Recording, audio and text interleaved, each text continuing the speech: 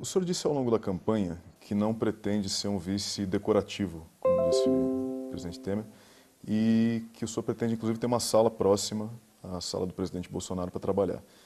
De que áreas especificamente o senhor pretende se ocupar? Bom, quando o presidente Bolsonaro me convidou para ser o vice, ele me disse que eu teria outras tarefas, né? Então foi bem no começo da nossa campanha. Ao longo desse período aí, né, nós fomos afinando os nossos discursos e eu vejo que eu sou um assessor privilegiado dele, privilegiado que eu digo porque eu fui eleito também junto com ele, né?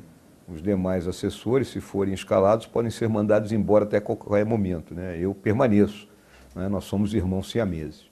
Então a minha visão é cooperar em tudo aquilo que ele julgar necessário, a meu conhecimento, a minha expertise. Então, se pudermos coordenar alguns trabalhos, projetos, né, que ele julgue necessário, eu estarei pronto para isso. Vou ocupar a área que a vice-presidência tem, que eu acho que é mais coerente, e estarei sempre próximo dele, né, em condições de apoiá-lo em todas as suas decisões. O presidente já disse que não é simpático a ideia de privatizar áreas estratégicas, por exemplo, Petrobras, Eletrobras. O que o senhor pensa do assunto? A questão da Petrobras, o presidente Bolsonaro já disse que a área de refino, distribuição, poderiam ser privatizadas, né? Eu concordo com ele. Em relação à Eletrobras, né, tem que haver um estudo claro e, se for possível, eu julgo que pode ser privatizada, né? Entendo. Agora, houve uma série de manifestações em jornais estrangeiros e alguns artistas, enfim, demonstrando preocupação com o futuro da democracia no Brasil. Qual é a palavra que o senhor diz em relação a isso? Eu acho que isso é choro de perdedor, né? Okay? Esse grupo, né, que esteve no poder por tanto tempo, eles não admitem um dos princípios básicos da democracia, que se chama alternância do poder, né? Então ele não pode querer nos criticar como sendo antidemocratas. E prestam um desserviço à nação no momento em que buscam, com seus contatos internacionais, né, apresentar o presidente Bolsonaro como um homem antidemocrata e com todos esses pejorativos que foram colocados nele. O presidente falou em ter um Itamaraty sem ideologia, livre de ideologias. O que é isso na prática? É um relacionamento, né, entre os países, né, de Estado, né, e não de governo. Nós tivemos muito aqui no passado recente relacionamento de governo. Aquele governo me é simpático, eu vou me relacionar com aquele país. O relacionamento tem que ser de Estado. A gente sabe muito bem que os interesses entre os países, ora coincidem, ora não, e nós temos que ter essa visão pragmática que sempre foi a característica do nosso Ministério de Relações Exteriores. Bom, tanto o senhor quanto o presidente já falaram de uma aproximação com os Estados Unidos, até natural, enfim, o senhor morou lá, teve muita experiência por lá. Isso não esfriaria o relacionamento com a China, que é um parceiro comercial quase tão importante? Não, nós temos que saber balancear, não é? O Brasil tem que se apresentar, não é, como um global partner, um global trader, né, e não um mero vendedor de quinquilharias, né?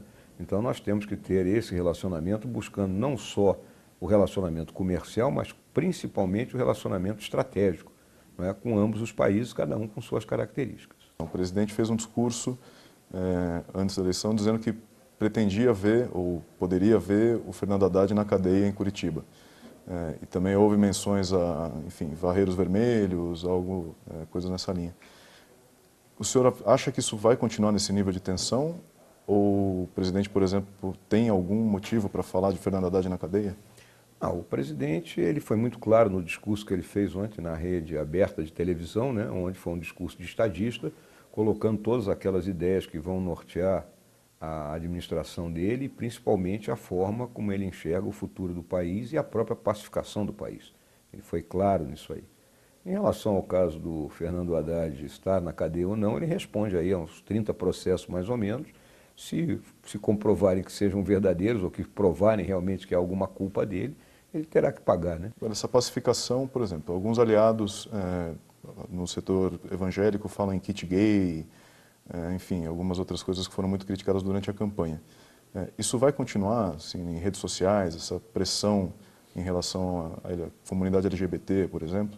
Na realidade, o que houve é um projeto ideológico, né, levado às escolas, né, e que você não pode querer, não é, ultrapassar os limites que a família estabelece dentro do seu lar, né? A forma como você educa os seus filhos é uma prerrogativa. Isso aqui não é um Estado totalitário, né? Na antiga União Soviética, os filhos eram retirados dos pais e eram educados pelo Estado, assim como em outros países que viveram sob esse regime.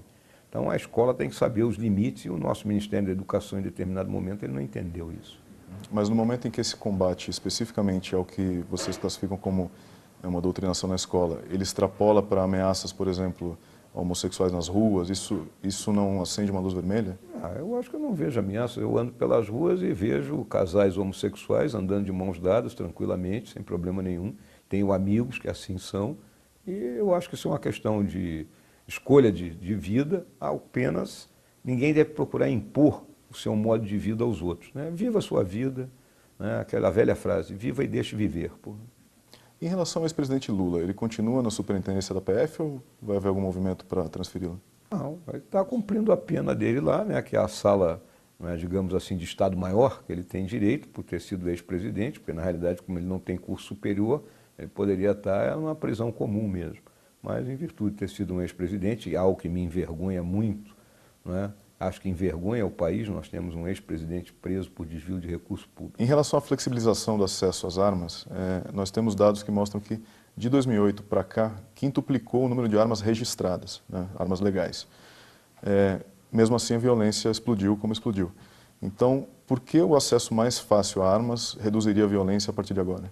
Na realidade, esse aumento aí do número de armas legais, né, foi uma via de escape que as pessoas encontraram dentro daquela sigla CAC, né, caçadores, atiradores e colecionadores. Né, são essas as armas legais que estão aí.